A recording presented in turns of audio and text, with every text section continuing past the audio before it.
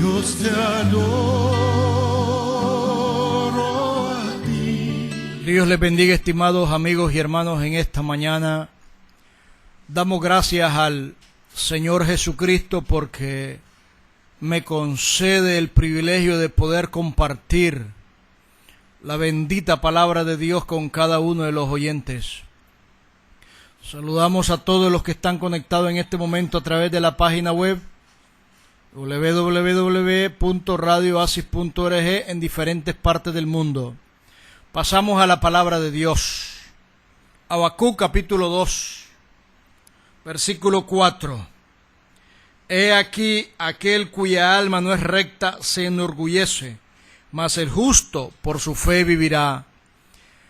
Amado Dios, por los méritos únicos hechos por mi Señor Jesucristo en la cruz del Calvario, concédeme en esta mañana el privilegio de poder ser un digno portador del mensaje vivo de tu palabra a cada uno de los radio oyentes. Ayúdame, Dios, a predicar tu palabra sin agregarle ni quitarle, sino que sea expuesta lisa y llanamente. Yo ato todo espíritu contrario al tuyo, toda interrupción en el internet, en la energía eléctrica, y lo echo fuera total y completamente en este momento de este lugar.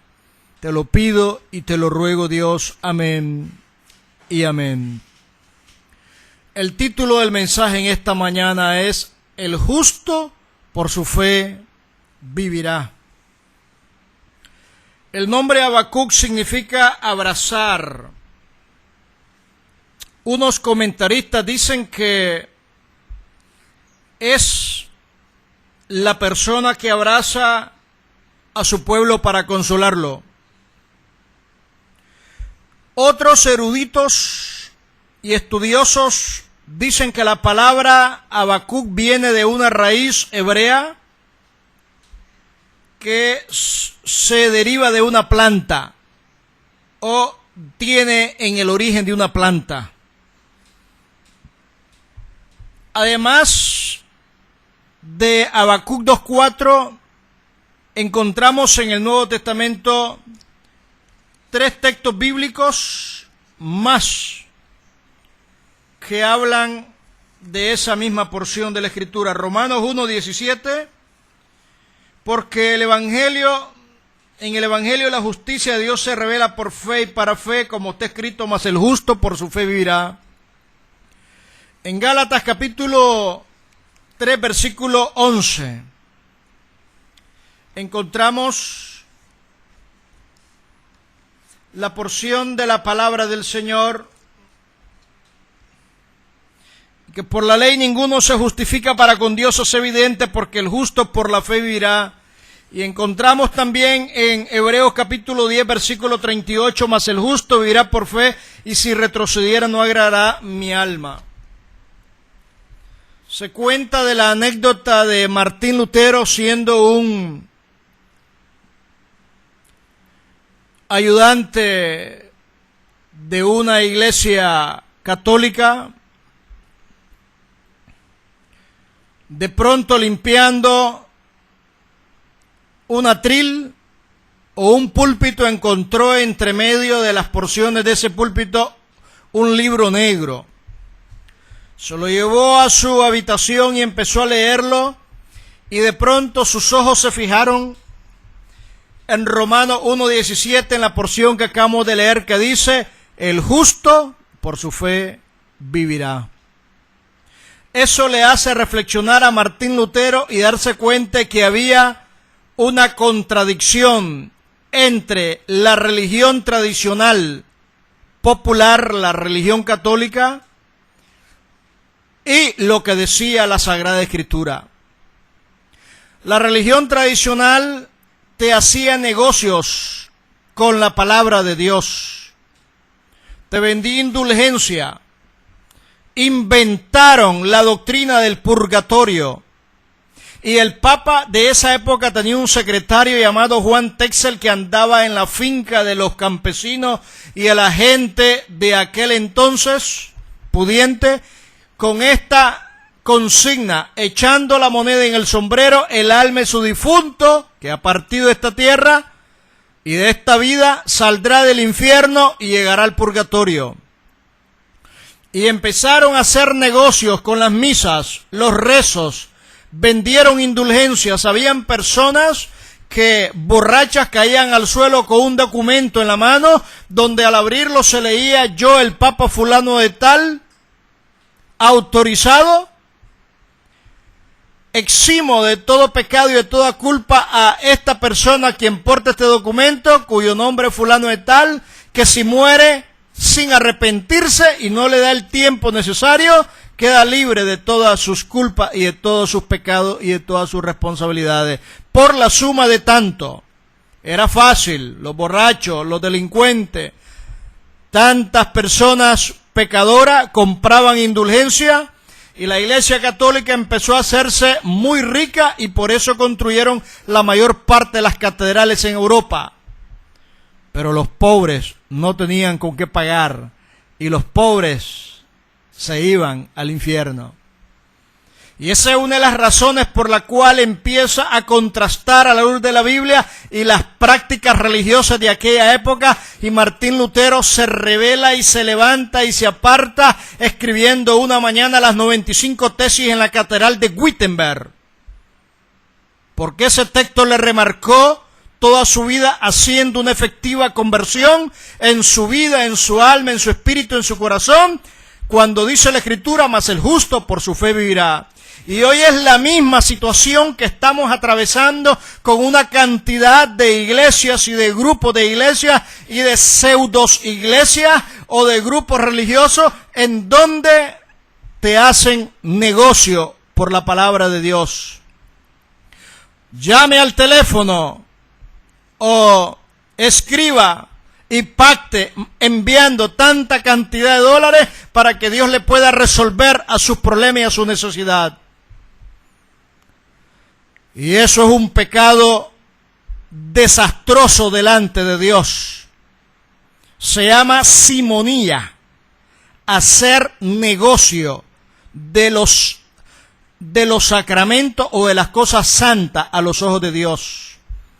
Ese nombre simonía se deriva de Simón, aquel mago convertido que de pronto, al ver a Pedro poniendo la mano sobre los cristianos y derramándose el Espíritu Santo, les dijo un día: yo les ofrezco dinero para que ustedes me den de ese poder. Y Pedro le dijo: arrepiéntete, porque observo que estás en maldad. Quizás Dios te conceda la oportunidad de arrepentirte. Hay muchas personas que sinceramente están muy engañadas en grupos religiosos y que por temor a no decir nada no salen de esos grupos religiosos en donde se hace negocio con la palabra de Dios.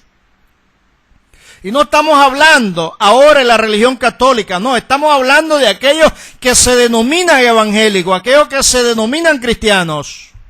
Usted no tiene por qué pagar un centavo por ir a una campaña a escuchar el mensaje de la palabra de Dios. Usted no tiene por qué pagar un solo centavo por escuchar a un hombre de Dios que va a impartir un seminario de determinado tema en una iglesia o en un lugar determinado. Usted está participando de un pecado que se llama simonía, hacer negocio de las cosas de Dios.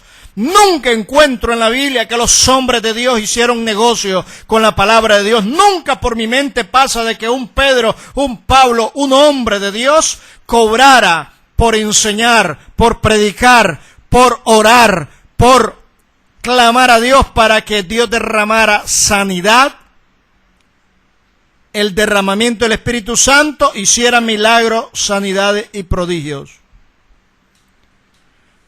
Habacuc es un profeta de Dios que derrama su alma delante de Dios.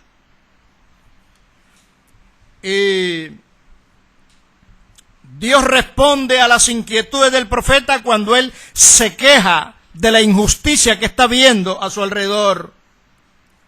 Todo hombre y mujer de Dios, toda persona tiene momentos en los cuales lleva preguntas para hacerle delante de Dios. No es pecado preguntarle a Dios las inquietudes que uno vive y atraviesa en nuestra vida cotidiana. El profeta sufre confusión porque siente que Dios no le oye y además no le responde. Él mira de que hay una sociedad que moralmente está degradada, incluyendo a los religiosos. Por allá se me viene el texto bíblico de Miqueas 3:11 que dice: los sacerdotes enseñan por precio, los profetas adivinan por dinero y los jueces juzgan por cohecho. Los líderes religiosos eran los más activos en el negocio de la palabra de Dios. El profeta sufre al ver tanta maldad en la sociedad. Y él expresa a Dios esa inquietud.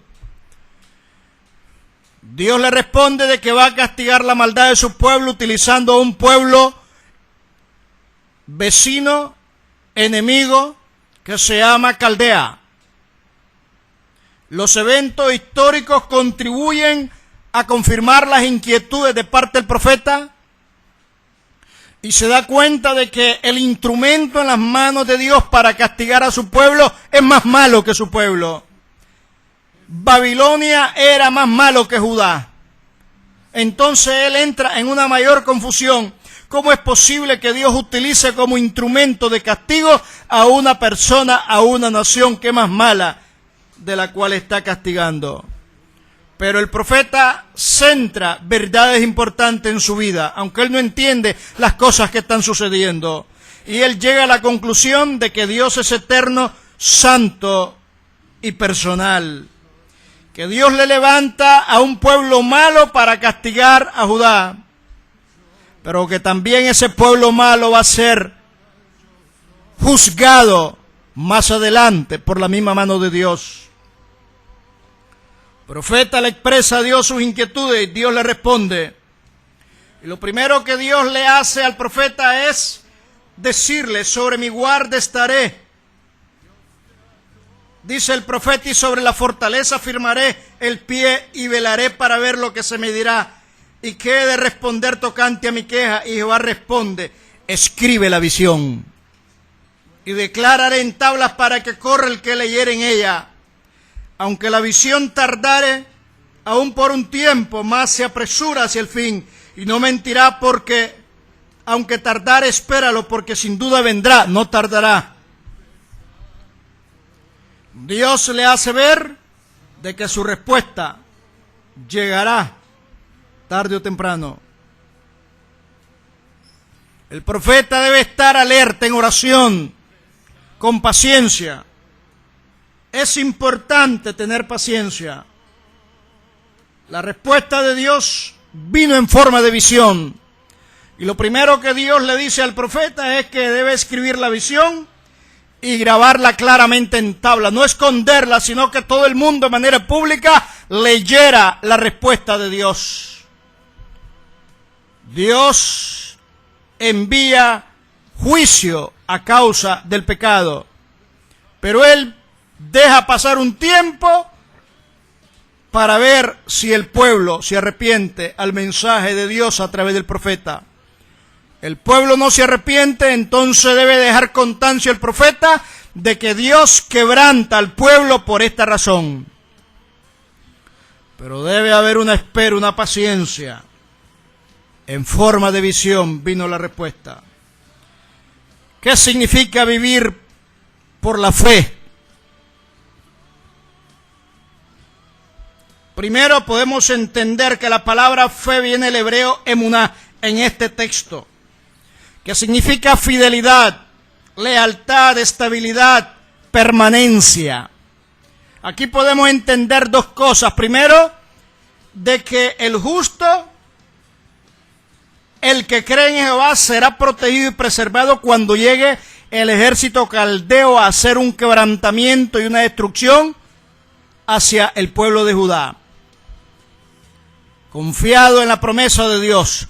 Segundo, podemos entender de que la garantía de Dios para su vida y mi vida es su palabra.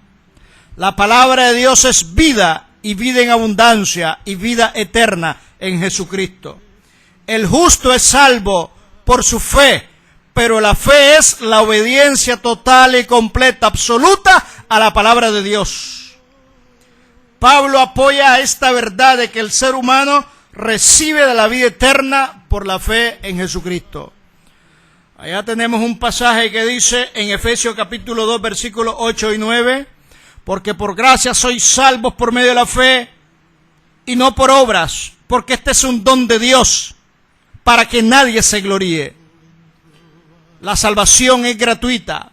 La sanidad que Dios te hace a tu vida y a mi vida es gratuita. No tenés que pagar un centavo.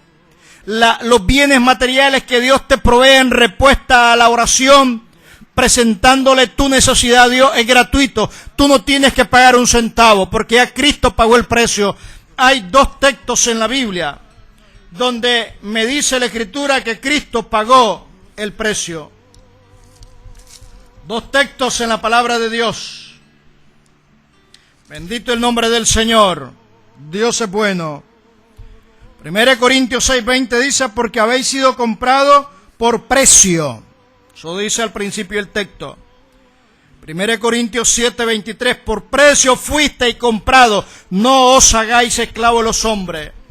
Ya Cristo en el mercado de las almas pagó en la transacción el precio para adquirirnos ahora como propiedad suya delante de Dios su Padre. Derramó toda su sangre en la cruz del Calvario. Ya no le quedaba más sangre que derramar. Y el escritor del Evangelio de Juan, el que ve estas cosas, dijo de que cuando el soldado le introduce la lanza, ya había salido sangre y agua. Ya no quedaba más sangre. Había salido agua también. ¿Por qué se hace lo contrario a la palabra?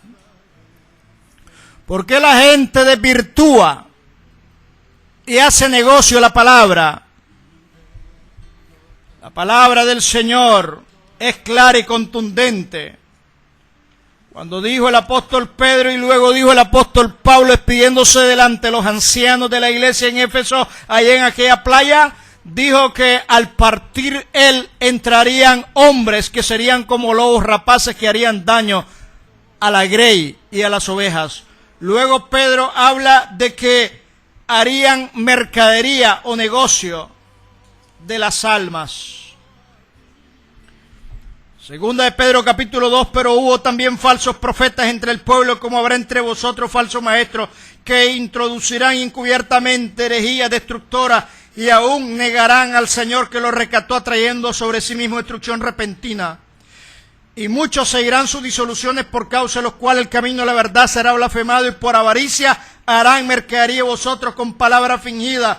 Sobre los tales ya de largo tiempo la condenación no se tarda y su perdición no se duerme. ¿Cómo es posible que una persona que está muriéndose de cáncer y que pida oración, la otra le responde y le diga cuánto tú vas a dar de dinero para que ore por ti?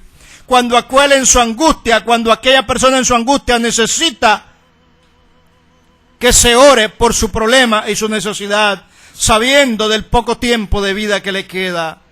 Eso es un pecado terrible a los ojos de Dios. El negocio que se hace de las cosas del Señor. La Biblia dice, el justo por su fe vivirá. Se necesita que Dios levante hombres y mujeres de fe. Y no que hayan comerciantes en las iglesias. Personas que llegan a cantar y que te empiezan a vender los CD, los DVD. Predicadores que te predican en las iglesias y después te empiezan a vender los mensajes afuera, los CD en DVD. Cantantes que solamente buscan propaganda y proyección y fama. Iglesias que te venden ropa, que te venden comida. Iglesias que te venden, que te hacen rifa. Iglesias que hacen todos los negocios dentro del altar.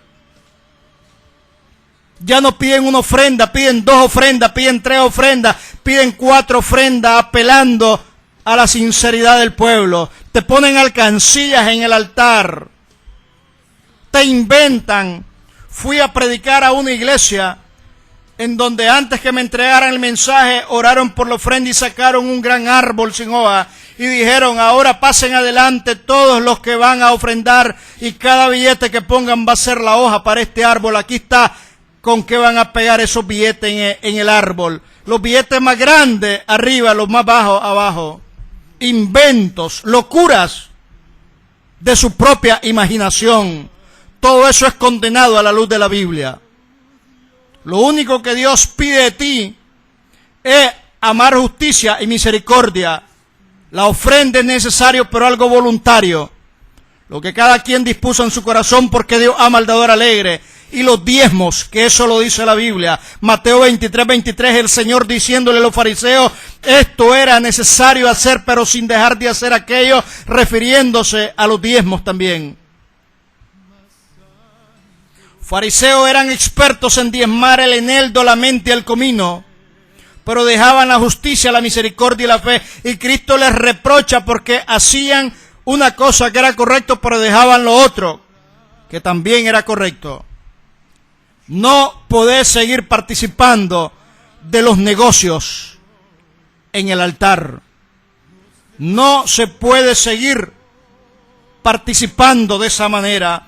Y por falta de conocimiento, dice Oseas 4:6, mi pueblo pecó porque le faltó conocimiento. Hay muchas personas que con sinceridad aman a Dios, pero están pecando por ignorancia. Eso dice la Escritura. El justo por su fe vivirá, la salvación es gratuita. La oración es gratis. Dios te sana de manera gratuita. Y Dios te suple y responde a tu necesidad de manera gratuita. Hay etapas en nuestra vida en las cuales Dios permite de que pasemos experiencias y que podamos dar testimonio de esa experiencia. En 1997, por primera vez viajaba a Estados Unidos a ver a toda mi familia. Era un viaje de mucho regocijo, porque tenía aproximadamente 11 años de no verles a ninguno de ellos. Iba tranquilo y contento. A los 2 días de estar en la ciudad de Miami, estado de la Florida, de pronto me viene un dolor en la parte izquierda de mi cuerpo. A las 4 de la madrugada. Me inyectan 2 Sertal, que son para el dolor, en la vena. No se me quita el dolor. A las 2 de la tarde me llevan al Jackson Memorial Hospital, uno de los mejores hospitales de Estados Unidos. Y a las 10 de la noche con medicina nuclear me detectan que tengo hidronefrosis.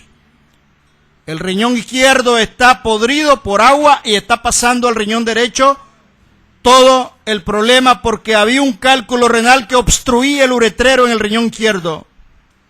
Y me dice el médico, tiene usted 30 días de vida. Estamos hablando de 27 de diciembre del año 1997.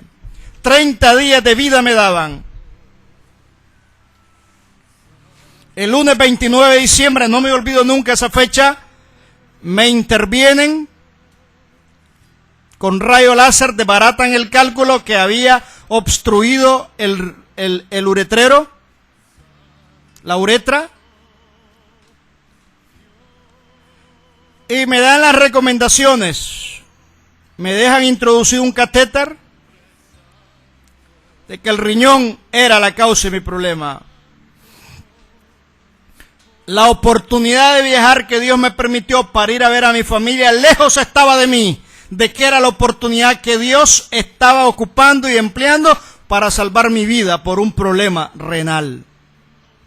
La Biblia dice, sabemos que a los que a Dios aman, todas las cosas ayudan para bien. Esto es lo que conforme a su propósito son llamados. Y estamos en el año 2014. Nunca me han hecho una diálisis ni hemodiálisis. En algún momento los riñones me han dado problemas, pero siempre mi confianza ha estado en la palabra de Dios que dice, ciertamente llevó Jesús todas mis enfermedades, por sus llagas fuimos nosotros curados. Jamás tomé, después de esa operación, medicamento alguno de por vida. sino que dije, me voy a aferrar a la palabra de Dios, porque la palabra de Dios es vida para los que creen, es medicina para el cuerpo y refrigerio para el alma. Y eso ha sido la tónica de mi vida hasta el día de hoy en todas las áreas de mi vida. He dependido del Señor en todo, en la parte económica, en la parte de la salud, en todo. Dios es bueno y fiel a su palabra.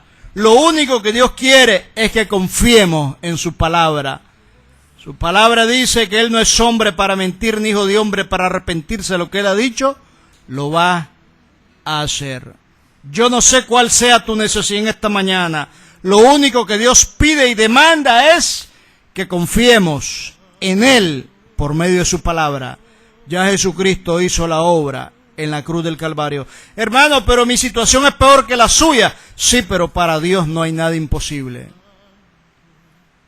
No hay nada imposible para Dios. Dios quebrantó a Judá, pero 70 años después Dios quebrantó a los babilonios por los medos y los persas. Daniel capítulo 5 dice que esa misma noche fue muerto Belsasar, rey de los caldeos. El juicio de Dios llegó después de 70 años exactos. Dios cumplió su palabra. Aunque te opriman en el trabajo, aunque tengas problemas en tu casa, en tu matrimonio, hay un Dios justo que está pendiente de la oración de sus hijos. Dice la Biblia, me invocará y yo le responderé. Con Él estaré yo en la angustia, le libraré y le glorificaré, le saciaré, largaré y le mostraré mi salvación. Dios es vivo, Dios es personal, Dios es todopoderoso y Dios está aquí presente para responder a tu necesidad. Dios te bendiga en esta mañana. Estimado amigo y hermano, te habló tu hermano en Cristo, José Luis Norori Júcar.